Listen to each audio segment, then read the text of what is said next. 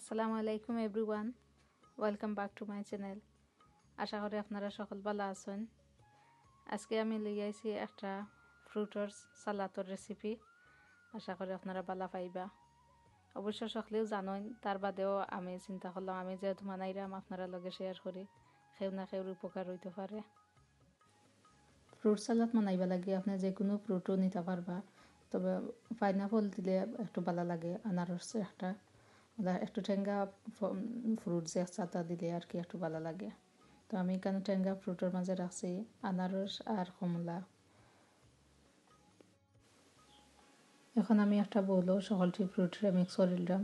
পয়লা দিলাম আমি রসুন গুনতে একটু বাজিয়া নিছি, আমি পুড়িয়া নিছি। এখন 2-3 কোয়া রসুন হইব দিছি এখানে আমি। আর বাখরা পাতা দিলাম। এখন লবণ দিয়া গুনতে বালা করে মিক্স করবো। বালা করে মিক্স করিয়া বাদে আমি সকল ফ্রুট অল দিলাম। পয়লা দিলাম আমি আঙ্গুর, এখন দিলাম কমলা, আপেল দিলাম, এখন আনারস দিলাম। এখন ওখান থেকে আমি বালা করে মিক্স করবো। মিক্স করিয়া বাদে আমি ওখানে রাখছি অরেঞ্জ জুস। এখন 4 টেবিল চামচের মতো অরেঞ্জ জুস আমি দিছি। আপনারা করবা যে সময় আপনারা জিনিস তখন বুঝিয়া তখন জুস দিবা। জুস একটু বেশি দিলেও আর কি ভালো হয়।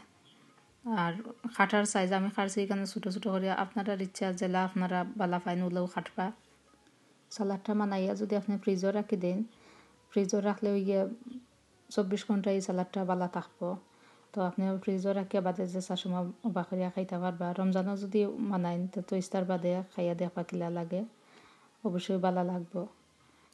তো ভিউয়ার্স এখন বিদায় নিলাম। আর বিদায় নিতে নিতে আপনারা মনে করিয়ে দিই আমার চ্যানেলও like, comment, share and subscribe করবা। আর আমার লাগে দোয়া করবা। থ্যাংক ইউ এভরিওয়ান, অত সময় আমার লাগে থাকা লাগে। আসসালামু আলাইকুম।